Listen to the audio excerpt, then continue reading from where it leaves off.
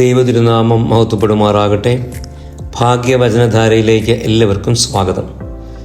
119 സങ്കീർത്തനത്തിൻ്റെ 176 വാക്യമാണ് ഇന്നത്തെ ചിന്താവിഷയം.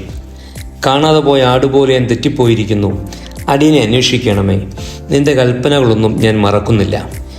119 സങ്കീർത്തനത്തിൻ്റെ ഈ അവസാന വാക്യം സാധാരണ രാത്രി നമസ്കാരത്തിൻ്റെ ആദ്യ മസുമുറാകളുടെ അവസാന ഭാഗമായി പരിശുദ്ധ സഭ ക്രമീകരിച്ചിട്ടുണ്ട്.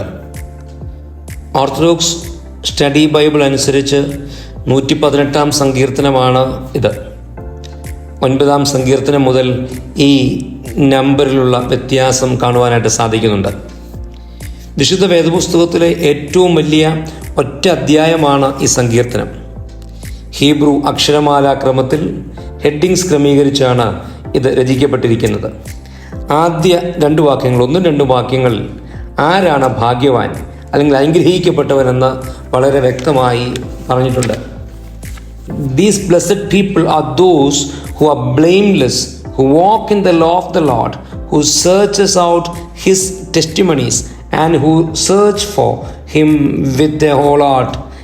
എന്ന് പറഞ്ഞാൽ യഹോവയുടെ ന്യായപ്രമാണം അനുസരിച്ച് നടപ്പിൽ നിഷ്കളങ്കരായവരും അവൻ്റെ സാക്ഷ്യങ്ങളെ പ്രമാണിച്ച് പൂർണ്ണ ഹൃദയത്തോടെ അവനെ അന്വേഷിക്കുന്നവരുമാണ് ഭാഗ്യവാന്മാർ എന്നാണ് 1-2 വാക്യങ്ങൾ നമ്മോട് പറയുന്നത്. 3 മുതൽ 176 വരെയുള്ള വാക്യങ്ങൾ ഈ ഭാഗത്ത് വെളിപ്പെടുന്നത് ദൈവസഹായത്തോടെ തുടർച്ചയായ അനുതാപവും ന്യായപ്രമാണവും അനുസരിച്ച് നിഷ്കളങ്കമായ നടപ്പും സാധ്യമാണ് എന്നാണ്. ഇത്ര വലിയ ഒരു സങ്കീർത്തനത്തിൻ്റെ രചയിതാവ് ഈ അവസാന ഭാഗത്തെത്തിയപ്പോൾ ഒരു സ്വയാവലോകനം നടത്തുമ്പോൾ തൻ്റെ തന്നെ കുറവുകളുടെയും അറിവില്ലായ്മകളുടെയും ഒരു റിഫ്ലക്ഷൻ ഇവിടെ നടത്തുകയാണ്. 110 വാക്യത്തിൽ ദുഷ്ടന്മാർ എനിക്ക് കെണിവെച്ചിരിക്കുന്നു, എന്നാലും ഞാൻ നിന്റെ പ്രമാണങ്ങളെ ഉപേക്ഷിക്കുന്നില്ല എന്ന് നല്ല കോൺഫിഡൻ്റ് ആയി ഉറപ്പിച്ചു പറഞ്ഞ വ്യക്തി ഇപ്പോൾ ഓവർ കോൺഫിഡൻസിൻ്റെ ഒരു അപകടം മനസ്സിലാക്കുകയാണ്. 1 കൊരിന്ത്യർ 10-12 വാക്യത്തിൽ പരിശുദ്ധനായ പൗലോസ്ലീഹായും ഓർമ്മിപ്പിക്കുന്ന ഇതുതന്നെയല്ലേ, ആകയാൽ നിൽക്കുന്നു എന്ന് തോന്നുന്നവൻ വീഴാതിരിപ്പാൻ നോക്കിക്കൊള്ളട്ടെ എന്ന്. സങ്കീർത്തനക്കാരൻ തന്നെ ഒരു കാണാതെ പോകാൻ സാധ്യതയുള്ള ആടായി ഇവിടെ ചിത്രീകരിക്കുകയാണ്.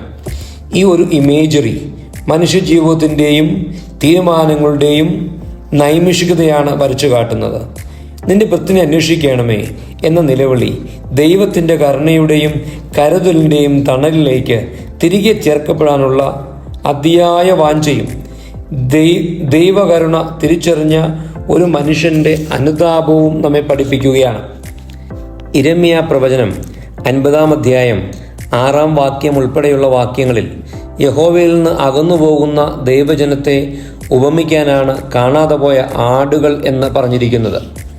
നമ്മുടെ ക്രൈസ്തവ ജീവിതത്തിൽ ആത്മീയമായോ ആരാധനാപരമായോ ഒക്കെ പലപ്പോഴും നമുക്ക് ചില അഹങ്കാരങ്ങൾ ഉണ്ടാകാറുണ്ട്. എന്നാൽ വിനയാന്വിതനായ സങ്കീർത്തനക്കാരൻ നമ്മെ ഓർമ്മിപ്പിക്കുകയാണ്, വീണുപോകാനുള്ള സാധ്യതകൾ അനേകമാണ്. അതുകൊണ്ട് എപ്പോഴും ദൈവകരുണയിൽ ആശ്രയിച്ചുകൊണ്ട് അനുതാപത്തോടെ ക്രിസ്തുവിനോട് ചേർന്ന് നടന്ന് രക്ഷയുടെ അനുഭവത്തിൽ വളരുവാനും എല്ലാവർക്കും സാധിക്കട്ടെ എന്ന് പ്രാർത്ഥിച്ചുകൊണ്ട് വാക്കുകൾ ഉപസംഹരിക്കുന്നു. ദൈവം അനുഗ്രഹിക്കട്ടെ.